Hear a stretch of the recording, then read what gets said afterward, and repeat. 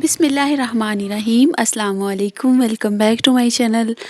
आई hope आप सब ठीक होंगे। अल्हम्दुलिल्लाह मैं भी ठीक हूँ और अल्लाह ताला आप सबको सेहत और तंदुरुस्ती अता फ़रमाए और आप सबको अल्लाह ताला कामयाबी और खुला रिज़्क अता फ़रमाए। आमीन सुम्मा आमीन। आज मैं आप लोगों के साथ कुछ स्मार्ट एनर्जी हैबिट्स शेयर करूँगी जो कि आप लोगों की लाइफ को बहुत ही ज़्यादा ईज़ी बना देंगी। आज मैं आप लोगों को बताऊँगी कि आप लोगों ने किस तरह से घर के सारे काम आसानी से कर लेने हैं और आप लोगों को थकावट भी नहीं होगी। आप लोगों ने सुस्ती से काम नहीं लेना और ना ही आप लोगों ने कभी भी अपने आप को इस तरह से फ़ील करवाना है कि आप लोग एनर्जेटिक नहीं हैं या फिर आप लोगों के अंदर काम करने की कोई सलाहियत नहीं है। अल्लाह ताला ने सबको 2 हाथ, 2 पाँव और 1 दिमाग दिया है जो कि आप लोग इस्तेमाल कर सकती हैं अपने घर की रूटीन को बहुत अच्छे और वेल ऑर्गेनाइज्ड तरीके से और इसी तरीके से आप लोग अपने घर को सजा सकती हैं, संवार सकती हैं और हमेशा के लिए क्लीन रख सकती हैं। तो आप लोगों ने हैबिट नंबर 1 इसके ऊपर अमल करना है कि आप लोगों ने जब भी आप लोग खाना खाएँ ना, तो खाना खाने के बाद जो भी बर्तन होते हैं सारे आप लोगों ने अच्छी तरह से वॉश करने हैं। और वॉश करने के बाद आप लोगों ने जो काउंटर है उसको भी क्लीन करना है और सिंक को भी बहुत अच्छे से क्लीन करना है। और अगर आप लोगों को एक और चीज़ बता दूं, आप लोगों ने जो बर्तन होते हैं ना, जो बड़े बर्तन होते हैं जैसे कि हंडिया वगैरह हो पकाने के लिए जो बर्तन इस्तेमाल होते हैं, प्रेशर कुकर या फिर बड़े पैन्स आप लोग इस्तेमाल करते हैं, सॉस पैन, उसके अलावा ये जो चाय की देगची होती है इनको आप लोगों ने टाइम टू टाइम ना, अगर आपके पास काला तेल है तो वो इस्तेमाल कर लेना है, उसके साथ अच्छे तरीके से क्लीन कर लेना है देगचियों को। और या फिर ऐसे बड़े बर्तन जो कि ज़्यादा कुकिंग के लिए इस्तेमाल में आते रहते हैं, इनको जब आप डेली बेस पे थोड़ी सी एनर्जी लगा के, थोड़ा सा टाइम लगा के साफ़ करती रहेंगी ना, तो इंशाल्लाह आप लोगों के ऊपर कोई बर्डन नहीं बनेगा, आप लोगों के बर्तन काले भी नहीं होंगे। और जो भी आपके घर में आएगा ना, अगर कोई अचानक भी आ जाता है तो उसको आपके बर्तन जो हैं वो काले नज़र नहीं आएंगे। इंशाल्लाह बहुत प्यारे नीट एंड क्लीन जो हैं वो बर्तन होंगे। और अगर आपका किचन क्लीन होगा ना, तो फिर अगर आपके घर में कोई आ जाता है तो आप लोगों को शर्मिंदगी नहीं होगी और ना ही आप लोगों को किसी भी बात की कोई टेंशन होगी कि अगर कोई आ गया है तो उन्होंने देख लिया है कि हमारा किचन गंदा है। तो अपने किचन को हमेशा वेल ऑर्गेनाइज्ड और क्लीन रखें और काफ़ी ज़्यादा खूबसूरती से सजा कर रखें। और ये थी मेरे पास बास्केट, इसमें हमें ना मेरे हस्बैंड को हमारी एक आंटी हैं जिनको वो जो है अपना सामान सप्लाई करते हैं, यानी कि एग्स वगैरह सेल करते हैं ना, तो वो उन्होंने हमें मुहर्रम पे हमें चावल दिए थे इसके अंदर और उन्होंने वापस कोई नहीं ली थी। तो ये हमने मैं इसमें पहले घी डालती थी, आज मैंने इसको वॉश किया अच्छे तरीके से। और जो घी वाला मेरे पास पहले वाला बॉक्स था ना, वो काफ़ी ज़्यादा पुराना हो गया था, तो इसलिए मैंने सोचा कि अब मैं ये इसमें डाल दूँगी चीनी। और उसके बाद जो ये चीनी वाला जो बॉक्स है ना, वो मैं एक्सपायर कर दूँगी, वो मैं अपने हस्बैंड को दूँगी। उन्होंने कबूतर रखे हुए हैं ना, तो वो उसमें उनका कोई खाना और दाना वगैरह रख लेंगे।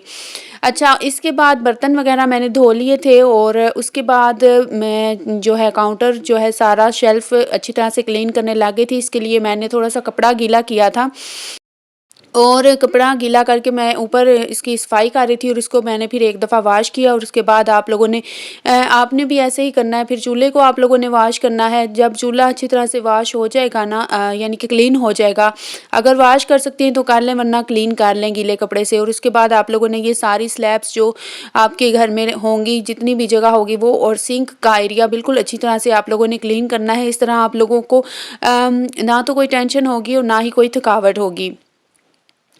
इसी तरह से आप लोगों ने डिक्लटरिंग करते रहना है। जिस तरह से मैंने आज पुराना जो बॉक्स है वो निकाल के तो नए में चीनी डाली है, इसी तरह से आप लोगों ने भी देखते रहना है कि कौन सी चीज़ जो है वो पुरानी हो गई हुई है या बॉक्सेस कौन से पुराने हो गए हुए हैं, उनको आप लोगों ने एक्सपायर करना है। और उसके बाद डिफरेंट जो नई चीज़ें होंगी जो अगर आपके बजट में होंगी तो वो आप लोगों ने ले आनी है और उनको इस्तेमाल करना है।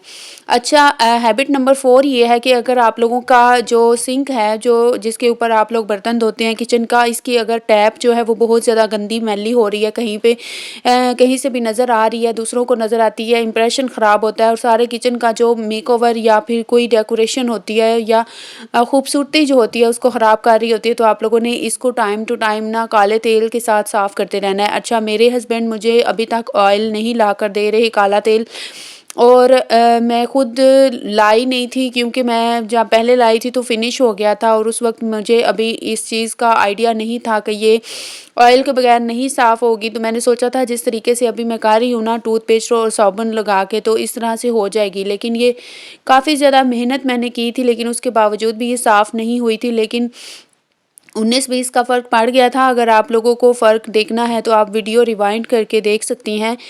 थोड़ी सी मैं कामयाब भी हो ही गई थी। तो इसके अलावा आप लोगों ने इनको जो टूटियाँ वग़ैरह हैं उनको भी साफ़ करते रहना है। और इसमें अगर आप लोग बेकिंग सोडा डाल लेंगी ना, मीठा सोडा जो होता है, तो इसके साथ भी काफ़ी ज़्यादा सफाई आ जाएगी, और काफ़ी ज़्यादा खूबसूरत और साफ़-सुथरी हो जाएगी ये टैप।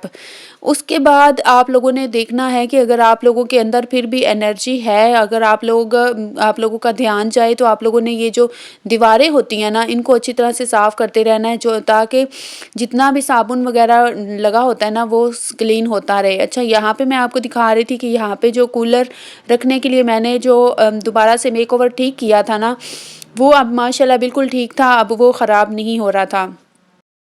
अच्छा, हैबिट नंबर 6 ये है आपकी कि आप लोगों ने देखना है कि घर में कौन-सी चीज़ ठीक करने वाली है। यानी कि जिस तरह से अगर ये रैक है, मेरे पास स्पाइस रैक है, ये मैंने लगाना था घर में। जो अगर आपका किचन छोटा है ना, जिस तरह मेरा छोटा है, तो इस तरह से आप लोगों ने कोशिश ये करनी है कि इसके ऊपर आप लोगों ने इसको स्टैंड की तरह ना लटका देना है, हैंग कर देना है। इसके लिए मैंने कील लगाए थे, क्योंकि मेरे हस्बैंड जब काम से आते हैं ना, थके हुए होते हैं, तो वो काफ़ी अरसे से मैं उनको कह रही थी, वो नहीं लगा कर दे रहे थे।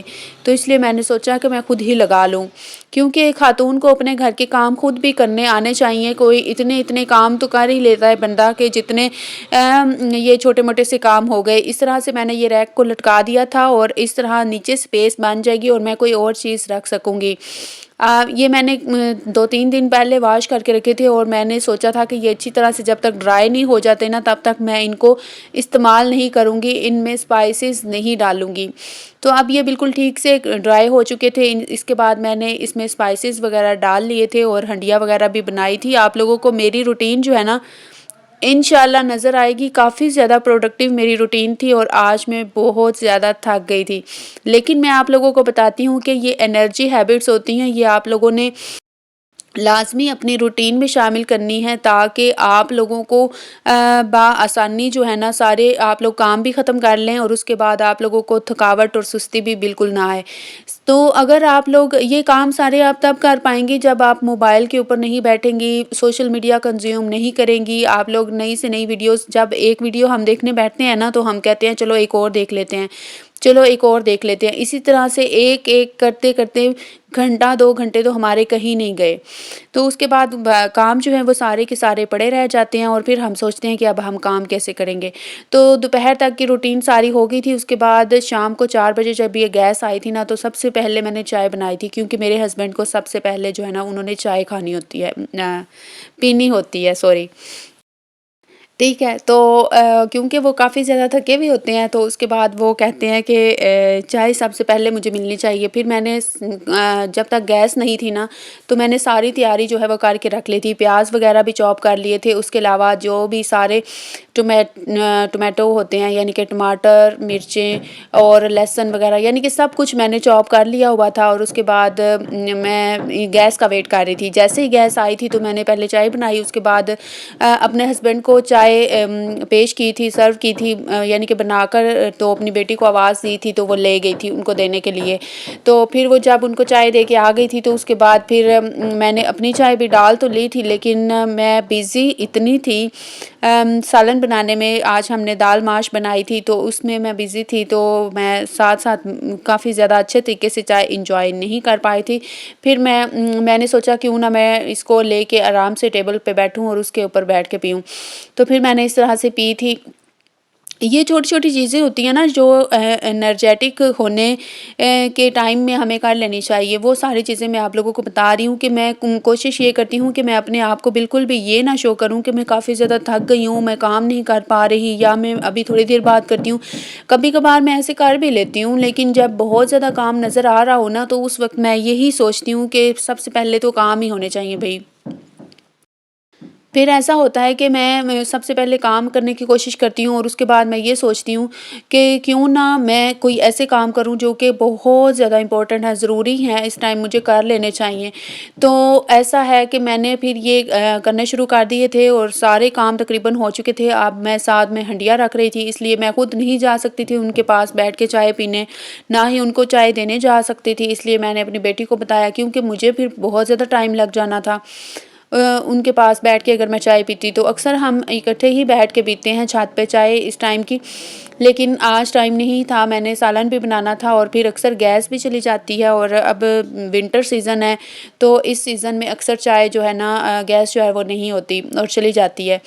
तो अब मैंने ये सोचा था कि मैं जल्दी से ना खाना बनाने लग जाऊँ, यानी कि सालन बनाने लग जाऊँ। जब मैंने सालन देखा तो ये प्याज़ जो है ना वो साइड से थोड़ा-सा जल गया हुआ था। फिर मैंने उसको सारे प्याज़ को पहले निकाला और उसके बाद मैंने जो है इसको अच्छे से वॉश किया कुकर को, और उसके बाद दोबारा से इसमें जो प्याज़ बच गए हुए थे ना वो डाले थे और उसके बाद मैंने ये दाल बनाई थी। काफ़ी ज़्यादा मज़ेदार हमारी ये दाल बनी थी, बिल्कुल होटल जैसी।